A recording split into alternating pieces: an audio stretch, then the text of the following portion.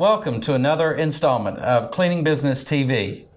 The fifth? Number 5, yeah. This is number 5? Mm-hmm. Man, we are excited to be here. And again, we cannot believe you keep tuning in week after week. We are so glad you did. I'm David Luke, the Vice President of Two Maids and a Mop, and this is? The Ron Holt. The Ron Holt. You're going to go with the? Well, I've got to be famous somewhere. Oh, Lord. Yeah, so CEO and founder of Two Maids and a Mop. Inc. Magazine's fastest growing cleaning company in 2013, and the proud owner of 13 locations across 5 southeastern states and growing. So, David, what do you want to talk about today? I would like to talk with our listeners, with our viewers. Is a maid service franchise right for you?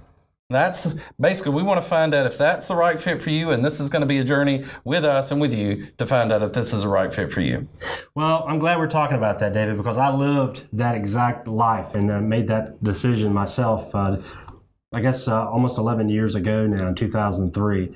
I was at a difficult time because I was doing pretty well, living in Atlanta, Georgia, making a great income with a very good lifestyle. Had a lot of friends, as you know. Well, you may not know this, but we both are big University of Georgia fans. So I was right next door to my favorite school, Go Dogs. So everything was going right, but man, I just couldn't stand the job I had, no matter how much money I made. And I really had this burning desire to own my own business in some way. Now, there's 2 ways to own a business, and we'll dig into this down the road. Franchising and entrepreneurship sounds very similar, but they're completely different worlds. And at the time, I was trying to make that choice. So let me kind of take you back in time and get you to kind of understand and almost visualize what I was thinking at the time. So again, like I said, I was making a fairly comfortable living income in Atlanta. So I didn't really want to go backwards. I didn't want to have a situation where I had to pull up my sleeves and work hard and make less money than I was currently making, even though I wanted to own a business. Who wants to make less money? So franchising was a very viable option for me. But at the same time, I did have a very entrepreneurial spirit inside of me. In other words, I didn't really want to follow the rules. I wanted to be a little bit of a trailblazer and a pioneer of my own and make my own way.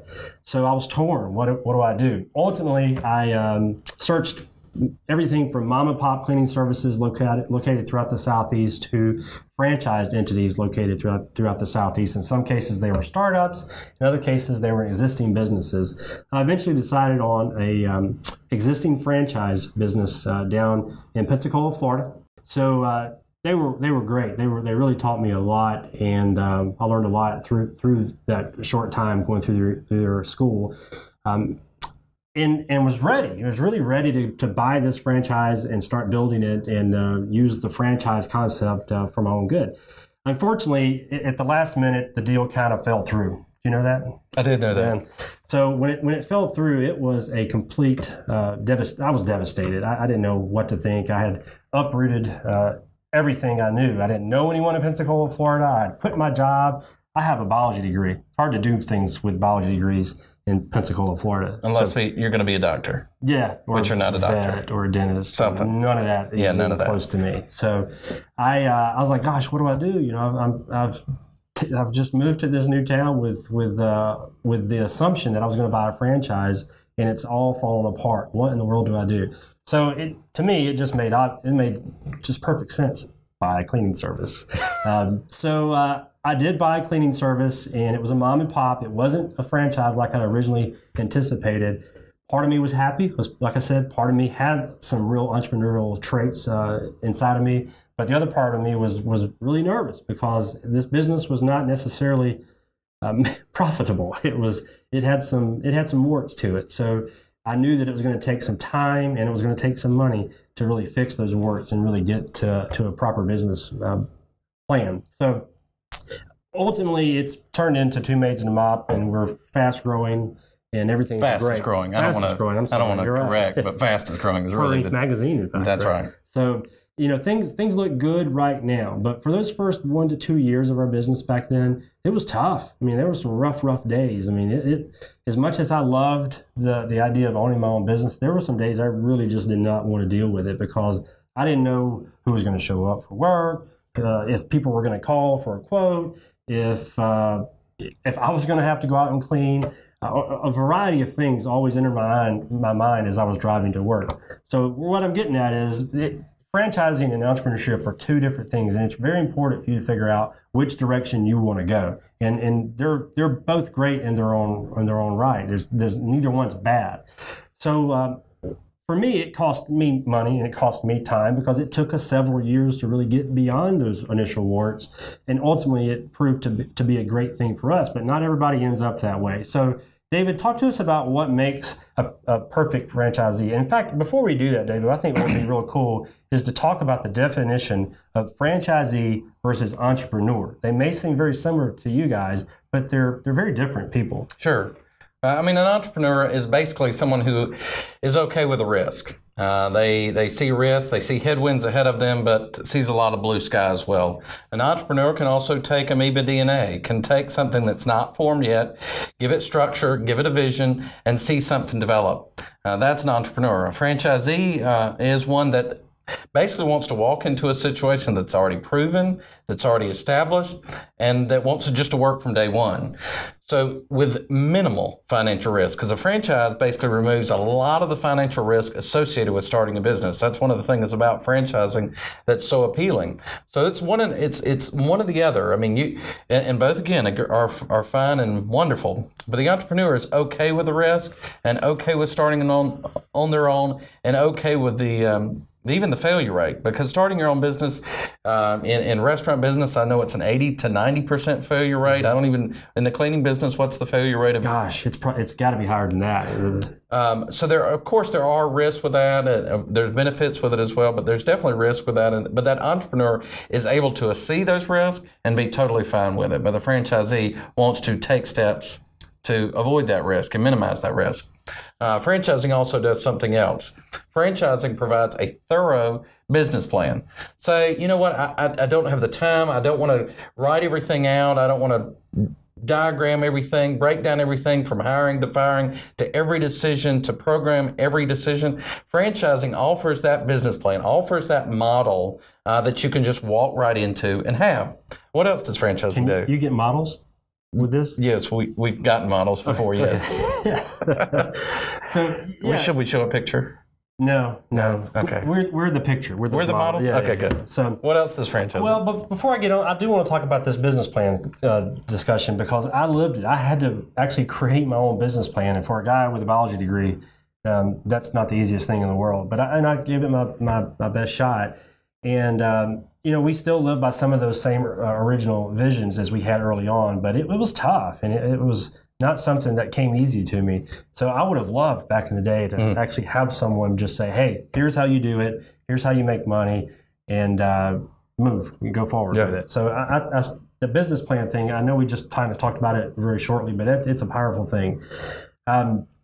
Well, franchising also, for me, I think it's important that we talk about the education that it provides. Sure. There's a ton of education, ton of training, I guess is the best way to put it, that you're going to get on the front end. There's, like I mentioned, I went through the Maid University. Two Maids and Map has its own university/school that we take people through. For us, it's 6 days long. Some of it's in the field, some of it's inside of our home office. But we talk a lot about what we do before you ever actually open that business. After you open that business, a good franchise brand is going to provide you with tons of ongoing training and support. You're going to have everything from regular webinars, conference calls. You're going to have an annual conference where everybody talks to each other franchisees. There's going to be a lot of things you can do to just learn more about your business and your industry, not only from the franchise or the home office, but also from other people that own a business just like you. Yeah, and you're going to want, especially if you're out in the field, sometimes you may feel like you're on an island. Nobody is out there to support you. But in a franchise-based system, there's support from peers. There's also support from the franchisor. There's a support network that you don't feel like you're out on an island all by yourself. Also, franchising is backed by the marketing support of a larger brand.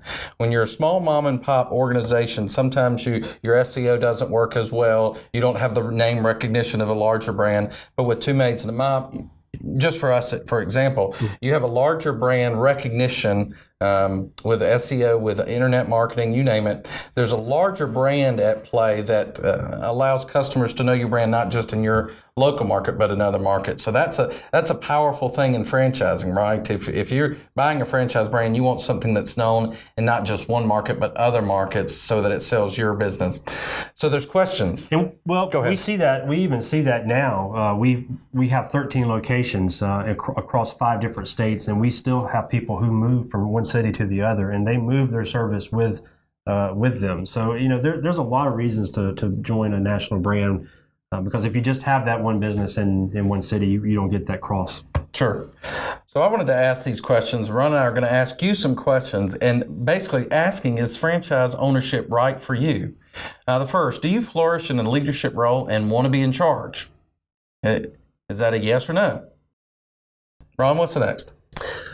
Do you enjoy getting your hands dirty and doing any job within the business to ensure that the company succeeds? And in our case, we're not being quite that literal because we are cleaning houses.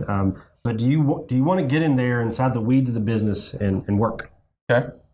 Do you want to eliminate startup headaches associated with opening your own independent business? And we've gone through some of the headaches, the costs, the not sure how to get the phone to ring, to not sure how to market yourself in the workplace, in the marketplace. You name it. Do you want to avoid some of those headaches? There's another big question you want to ask yourself. Do you like systems? Do you like the idea of following someone else's systems in order to grow your business? And that's a key thing. If you want, above all else, you got to want those systems. If you don't want systems, forget franchising. Right. But systems are a good thing. They shouldn't be regarded as a negative thing. But if you want proven systems to follow, franchising is the best way to go. Sure. Sure. Do you want to start a business, but you're afraid of doing it alone and without help? And this is that whole island mentality, basically. You're one of those two people. You can either feel comfortable alone on an island, or you want a support network that can support you through franchising. So that's a big question to ask. So if a lot of your answers were yes to those, and yes, you want this, and yes, you want this, then franchising may be right for you. But what about a cleaning business? I would say call 2 maids and a mop. Just throwing that out there. But we're not here to sell a cleaning business. But we're not here to sell a franchise. No, we're not. But if the number comes across the screen at any time, we'd understand. However. So is a cleaning business even right for you? I mean, a lot of people think that they want to get inside this business, but let's really talk the nuts and bolts of a cleaning business to make sure that that's what you really want to do. Because it's more than house cleaning. So are you organized? Are you comfortable managing schedules and money and people / personnel? You're going to have to do those things. You are going to have to do those things every single day. Mm-hmm. Are you motivated to find customers? You're going to need to get out on the streets. You're going to need to find customers. Now, a lot of that, again, is internet driven. We find our customers through the internet-based tools that we use. But are you willing to even do that? Are you willing to talk about it amongst your friends, amongst your peers? Are you willing to say, I own a cleaning business and I'm proud of it, and everybody to know? You need to ask out of yourself. I think another big thing is hiring and firing. Are you comfortable hiring and firing people? And ultimately, you may go, yeah, that's not a big deal, but do it one time. It's not the easiest thing in the world. Obviously, hiring is pretty easy, but firing is a whole nother beast. So you're going to have to be comfortable in those shoes because you're going to be a business owner. You're not just going to be a house cleaner. So are you comfortable both hiring and firing people? And another is, are you able to communicate well with people? You're going to need to communicate well with people at all different income levels, because from your employees to the homes you clean, you name it. You're going to speak to a spectrum. Black, white, rich, poor, does not matter. The spectrum will be endless, and you're going to need to be able to communicate to all different types of people. Yeah, and all that's important. For us, I think another thing that we've always thought about is vision. So are you comfortable thinking ahead, looking ahead, recognizing what some of your potential problems may be, and then when they occur, fixing them? And that's a fancy way of saying have some vision. Sure. Another one for me is trust. And you're going to hear this from me a lot. Are you capable of winning people's trust? In the cleaning industry, and especially the residential house cleaning industry, when we are going into somebody's homes, are you capable? personally to win somebody's trust. You need that for sure to be yes. Okay. So do you even understand why people hire a maid service or a cleaning company? It's not as simple as you think. It has, in some cases, a lot to do with the price. In some cases, it has a lot to do with just the outright need. But there are some specific emotions a potential customer goes through in their head, whether they understand it or not, that you're going to have to understand and get whenever you talk to these folks. So do you understand what it takes to get a new customer? Sure. And am I willing to build relationships within the community where my franchise will be located? Terribly important. They're going to know. And as far as trust, this goes to that trust factor as well. Are you able to build those relationships within the community so they know you, they trust you, and they know you're going to stand behind your business? All right, here's a big one that we've lived firsthand. Are you comfortable hiring staff members from all different types of cultural and economic backgrounds? You're going to hire men, you're going to hire women, you're going to hire people from the other side of the track, wrong side of the tracks, you name it. This is not the most glamorous industry in the world, and it's not always a retiring type of career for a lot of people. Doesn't mean you got to have a lot of turnover. We'll talk about that down the road. But what it does mean is you're going to hire from a very broad, diverse cultural base. And if you're not comfortable with that, this is not the right business for you. Right. And are you comfortable talking about the details of a great house cleaning with a customer? Now, I get it. Maybe you don't know the ins and outs of getting rid of mold, or maybe you don't know the ins and outs of how to dust this or that correctly, but you need to be able to be comfortable communicating that with customers. You need to be able to communicate and be comfortable within your own self to talk about cleaning and to be able to provide that great cleaning to each and every customer that comes to you. So, we've talked a lot about cleaning, talked a lot about franchising. It's really going to be ultimately up to you. What are you most comfortable in? Are you okay with the risk and the reward behind it? Because the honest truth is, the entrepreneur has a bigger reward. And that doesn't mean a franchisee can't have a very big reward, because they very well can. That's right. But if you want to dominate the world, then you're going to have to be an entrepreneur. But what does it take to dominate the world? It takes time and it takes money. Blood, sweat, tears, time, you name it. And you're going to be all by yourself. So, that is for some people and it's not for some people, and they both have their different merits. So you really have to figure out, where are you? Are you an entrepreneur or are you a franchisee? So hopefully you've learned a little bit more about what it takes to be a great franchise owner, whether it's in the maid service business or even or any other business for that matter. So David, what are we going to talk about next week? Well, they'll just have to tune in and find out. Really? You don't want to tease them a little bit? I got something I think we can talk about. I mean, I could say, how to make $1 million in 1 week in the cleaning business, but I think we're getting close to something. Let's talk about how to make it big. All right. We've made it big. We've made it big in the cleaning industry. People know who we are now. Right. So we're going to talk to you guys about how you can also make it big in the residential cleaning industry. So we'll see you then. Sounds great.